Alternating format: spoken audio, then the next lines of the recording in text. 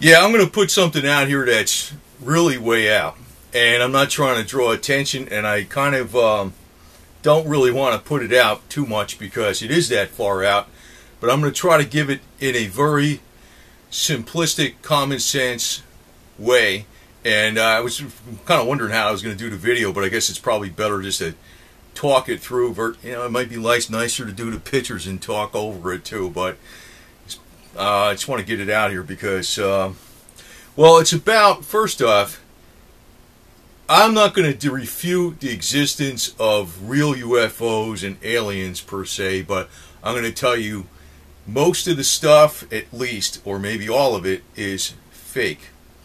And it's also something that's giving impetus to the New Age movement, the New Age religion, and all that type of stuff, which is New World Order. Now, if you go back in your history a little bit, I know you can hear about, you know about World War I, World War II, and you know the League of Nations was actually formed after World War I, the war to end all wars, but the U.S. Senate never ratified it because they realized that it could supersede the Constitution by the treaty-making power of that body, the League of Nations. So the U.S. Senate never ratified it. And a lot of people, Americans, figured out later on that we were tricked into World War I with the sinking of Lusitania and all that, and how, you know, what was really going on there, which is a whole big story in itself. Well, the United Nations was actually on the drawing boards from the early 30s. And to give you a little proof of that, I don't know which volume it's in, but actually, if you look in National Geographic, it's the January 1942 edition. And this was 3 weeks after Pearl Harbor. They were talking about the United Nations Organization forces against the Axis. Now, in the major media, they're pretty much referring to as the Allies, but they did not, actually, the United Nations was not ratified till after World War II. And if it wasn't for some bailouts of money from the Rockefellers, like the land and stuff that was given to the United Nations, it would have never happened. You know, so, like, actually, World War II, part of the reason for it was to push for a world government by creating more havoc. Now, I'm going to state this. I know, like, during the last so many years, there's been a lot of technology coming out that's absolutely astounding. And if you look back over the last 2,000 years or so of mankind, it doesn't seem like there's been much technology going on until recently. And it's going exponential. That's an obvious fact. But, you know, the one thing I always said, I says, you know, it looks like thousands and thousands and thousands of years ago, because there's a lot of people that say the pyramids are like 13,000 years old and all that type of stuff, that there's been technology that was high-end way back at that time, and then something happened on the Earth, everything was destroyed, the technology was lost. But it looks like maybe some people actually refound this technology. You know, just give you a points of interest. You know, I'm going to kind of stay with more solid things as much as I possibly can, but I'm going to have to throw some conjecture in here too. You know, if you go to in Florida, in South Florida, if you ever heard of the Coral Castle, it's like this huge coral. It's these stones of giant coral made out. They're tons of in weight. And it was built by one man. It was built by one man who was actually very short and lightweight. I forget, he weighed like 135 pounds maybe. I'm guessing it was a small man. But there's been some alleged, he said he found the secret to the building of pyramids. And I think he used a frequency to help move these blocks, something we don't even understand today. But, you know, if you look back in Mayan culture, there's been alleged stories of people that built the pyramids by blowing trumpets that used some type of sound that somehow that made it easier to move the blocks. I don't know how that works. I don't think anybody does, but I'll give you one example where there's something to it. It was that one individual that built the Coral Castle in South Florida. It's built in the modern days in the 20th century by one man that was short and lightweight. Didn't use any equipment at all. that, and when somebody said they saw it was like a frequency thing they used, he did something, because he always hid how he did it. But I just want to point out that there's probably hidden ancient technologies going way back when, before something happened on Earth, and it was lost. Well, I'm going to state this: during World War II, the Nazis were looking for these technologies, and they may have found them, because some of the weapons that they found, or some of the, like, in other words, our stealth jet, pretty much the flying wing, the B-2 bomber, it's meant to say, actually a lot of that comes from the Nazis. They had, they showed prototypes of flying saucers and things like that, anti-gravity machines and all this garbage.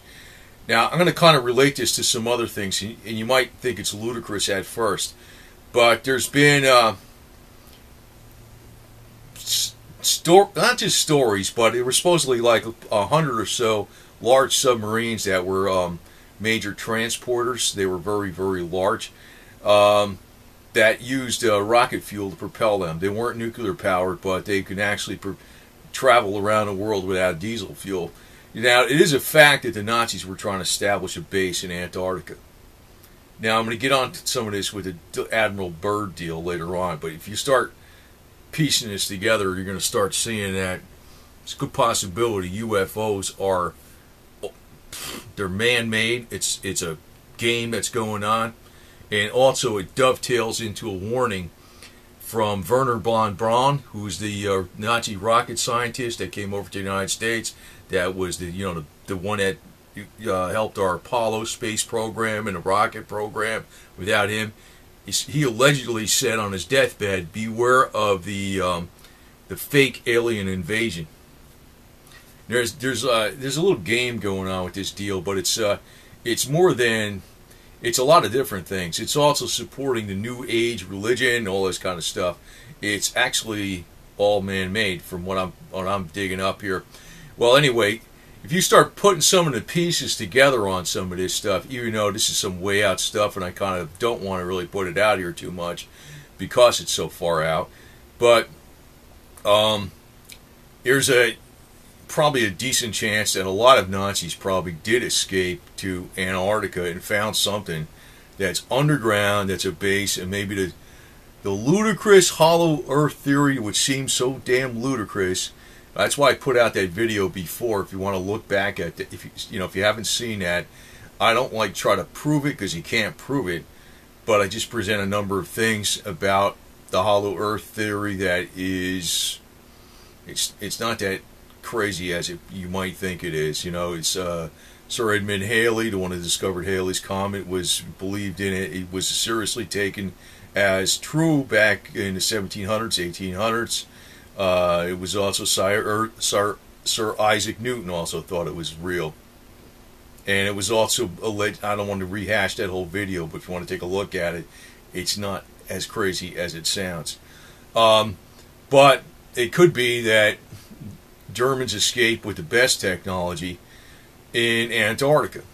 Now, Robert Byrd, the Admiral Robert Byrd, when he went, I think it was Operation High Jump, I think it was in 46 or 47, a couple years after World War II, to Antarctica, he actually didn't go in an expedition with research vessels. He was actually taking all military equipment. And the reason supposedly was to test the hardiness of the equipment in real extreme cold weather and all this type of stuff. But what's been alleged is that they landed on the opposite side of Antarctica, and in 3 places, and they tried to go towards a Nazi base. And, well, the only fact you can actually dig out of it is that he lost a lot of equipment. But there's other stories that the Germans, or whatever the hell they were, actually attacked him and with sophisticated weapons and screwed him up. Now, there's one thing that, because I don't want to go too far down this rabbit hole on this stuff, because there's a lot of stories that are way, way, way out there that are really embellished about this whole thing in this UFO science fiction community, whatever you want to call them.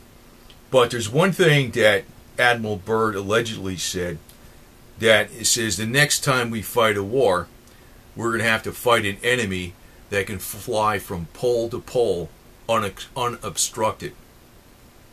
So people took, I don't know if that's absolutely written down. They said that was a log entry, but I don't know if it is or not, and I don't think it can be proven. But that's where they're coming up with, as a reaffirmation that Admiral Byrd was talking about, the Hollow Earth theory. But I also want to point out something. I'm going to get into this, just kind of fast forward to something. Georges von Tassel, if you heard that name, he was I think he was a former mechanic and a test pilot for Howard Hughes Corporation. I think he worked for Howard Hughes for a while.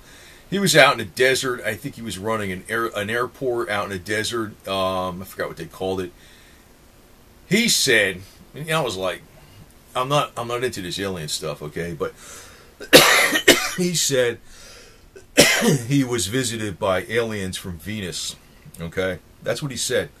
Now, I saw old interviews of this guy talking about this stuff, and I was like, he's totally rational except for this stuff, and I'm like, I just can't buy this shit. I mean, I'm not into this at all, really.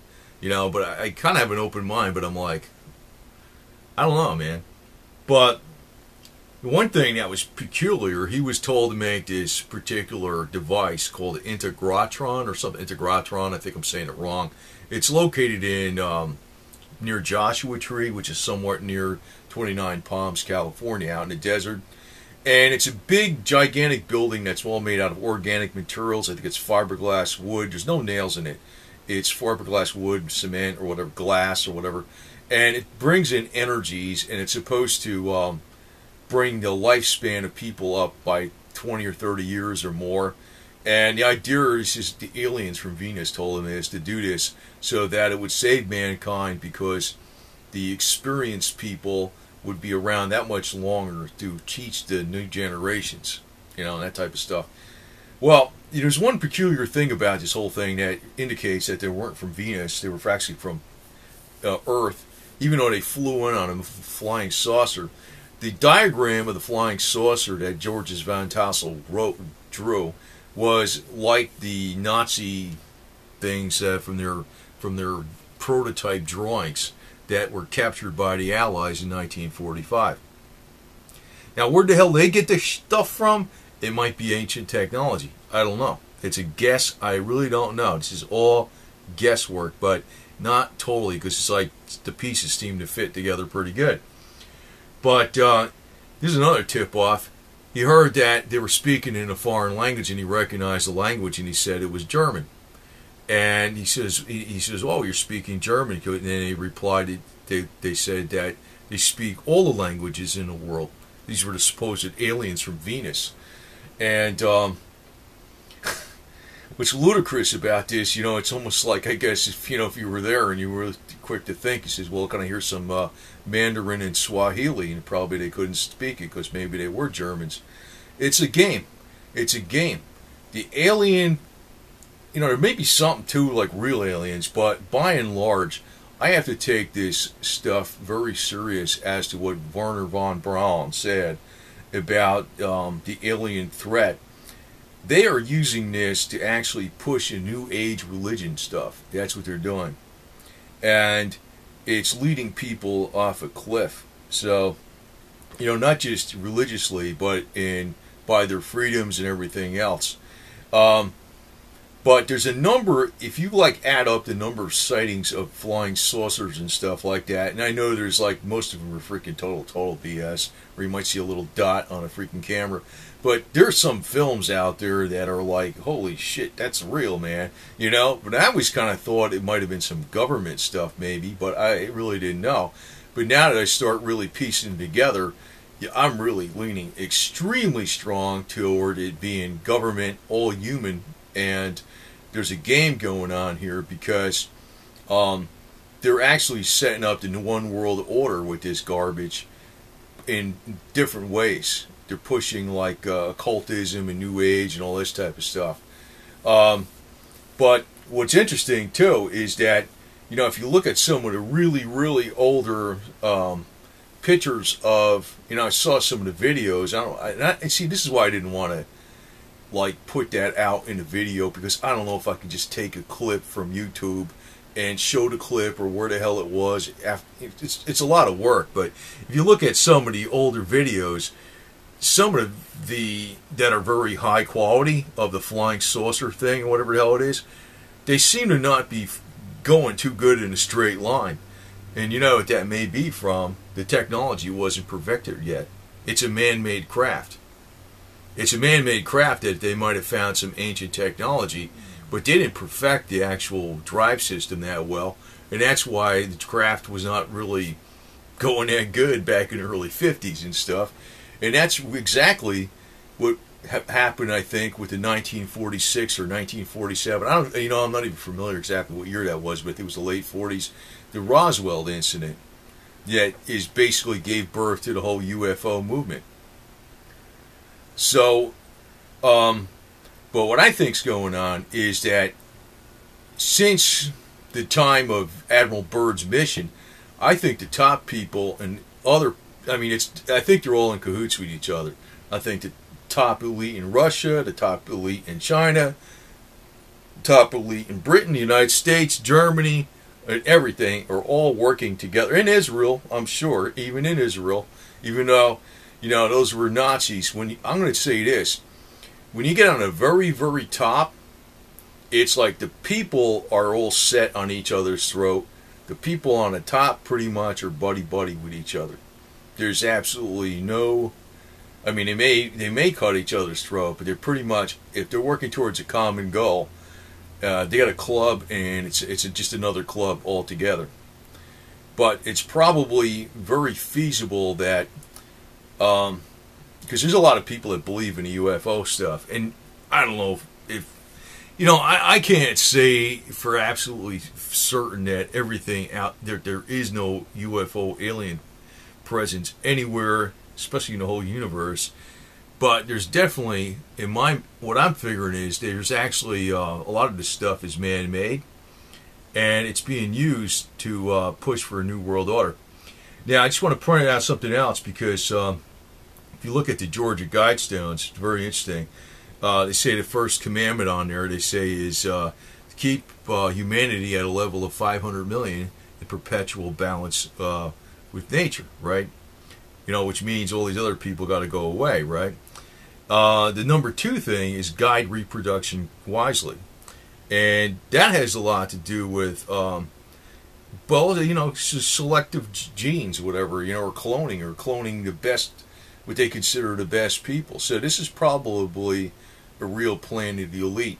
Now, I know some of the advocates for the Georgia Guidestones say these are actually only set up here in case we have a catastrophic problem of nuclear war, and this will be, the Guidestones that are going to guide the next generation. But what I think's going on is, I hate to say it, but I think, the Bible has Revelations. Whether Revelations is absolutely the Word of God and it's actually being played out because it's the Word of God, what I think is going on, there's big, powerful people moving events according to the Revelations, that we will eventually have a battle of Armageddon that's going to start in the Middle East. It's going to destroy most real religions, and out of the ashes we're going to have the 500 million survivors or whatever the hell it is. And it's bad shit, I know, but it's probably I'm probably onto something here. I think this is what's going on. That out of the ashes, the 500 million are going to be, ruled by an elite class, and they're going to guide whoever's born or whatever, cloned or whatever. And actually, I want to mention the word cloning because it's not as crazy as you think, because they do it in a different way. If you actually look on the there's companies that actually offer services for human cloning for people that can't have babies or something like that. They actually offer this service. It's actually out there. And it's not something secret. It's actually a public service. You can go to a company and actually have cloning. I think it's in Europe, but it's still there. It's still there. But, you know, actually, I'm going to tell you this. If you go back, and I know maybe that's just a little bit too conspiratorial, but the Nazis were experimenting with cloning. I mean, not just talking about, you know, they were trying to get the Aryan race and all this kind of garbage. They were experimenting with cloning way back in the 30s. And you never know. They might actually have known a lot more about that stuff than you think. Now, I remember I went over the George's Lakowski multi-wave oscillator. I don't know if people subscribe to me. They're probably familiar with what I talked about, the George's Lakowski multi-wave oscillator. And that was actually a life-enhancing equipment, almost like the Integrotron they're talking. And I might be losing a lot of people on this, but it's almost along the lines of the Integrotron. I don't know if I'm saying that word right, but that Georges van Tassel was told to build out in the desert by Joshua Tree.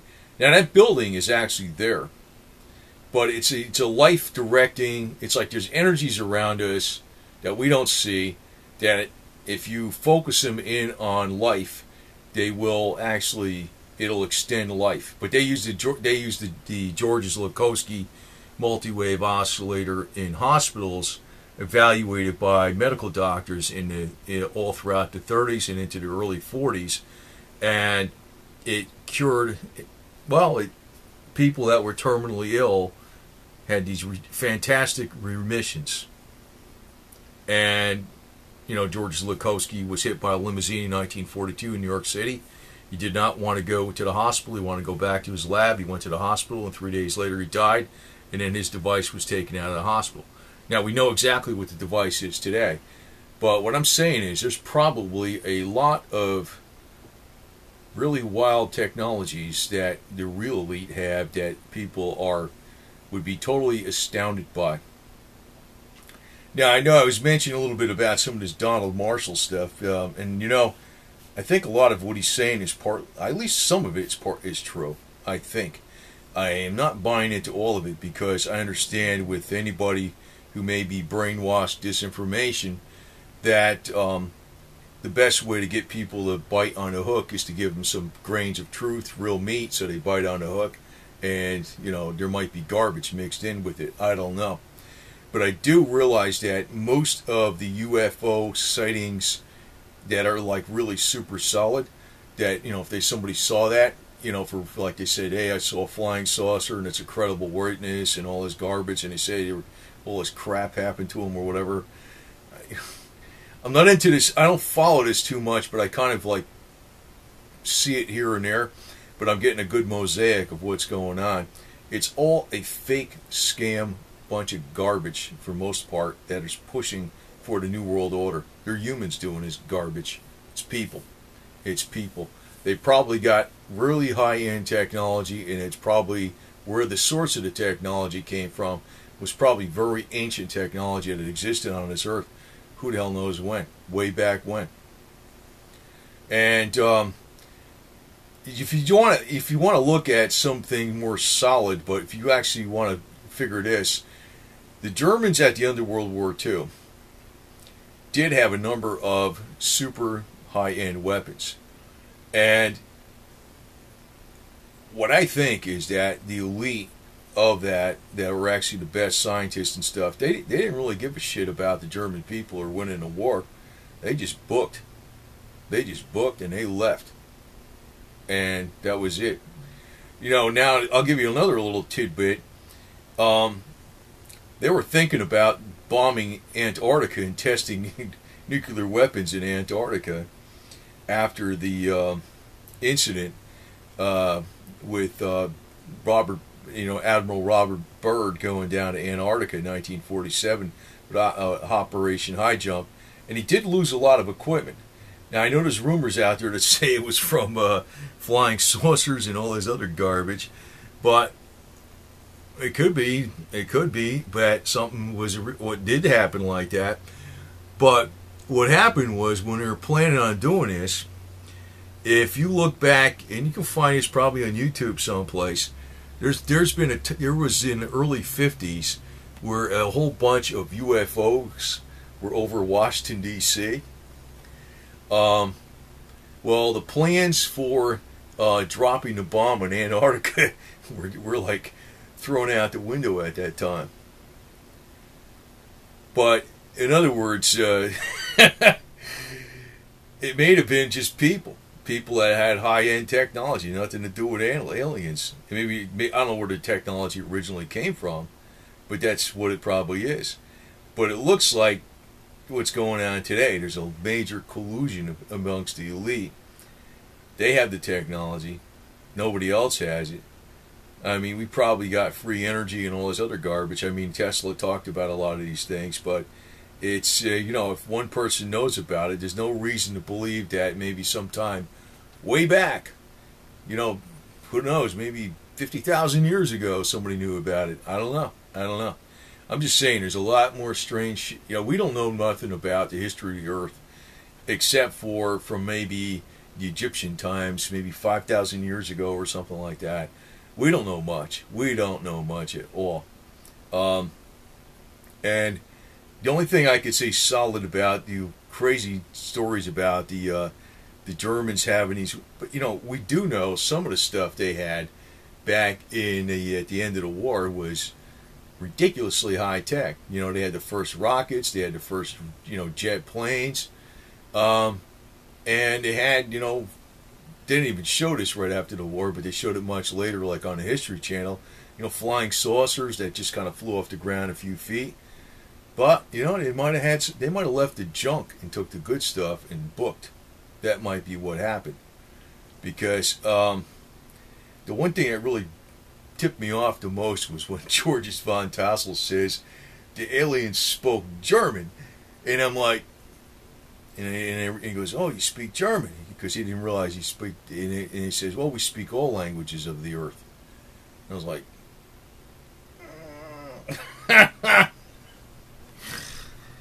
smell a scam here, man.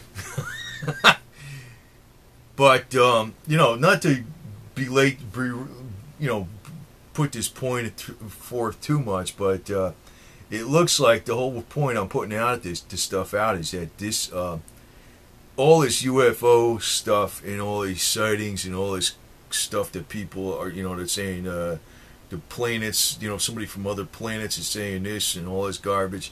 It's all part of the New World Order. That's what it is, man. It's a scam. It's a scam being perpetuated by people. And you know, I could partly agree with, you know, I don't quite buy into this Donald Marshall guy, but I think there's a lot more of high-end technology that the elite have that, you know, the average person think no way in hell they'd have it. I'm pretty damn sure of that. I'm pretty damn sure of that, man. Because some of the stuff I'm just scratching the surface on with some of the damn crap that I know about, it's like, you know, it ain't nothing compared to probably what they know. I'm sure it ain't nothing. And the average person don't know what the hell even I know. You know, some of the simple junk. So, what's going on here is the New Age movement is it's part of the one world religion. It's part of the one world religion. And if people can't figure out how they're getting scammed, they're gonna. Well, that's what I think's going on. I ain't 110% sure, but I'm smelling something, man. It's a way out thing I'm putting out here. That's why I don't even want to put it out. But it's actually, I'll tell you the truth. You know, if you got freaking solid UFO sightings, it's not as crazy. Yeah, I got cut off at the very end, but just want to leave you with this thought.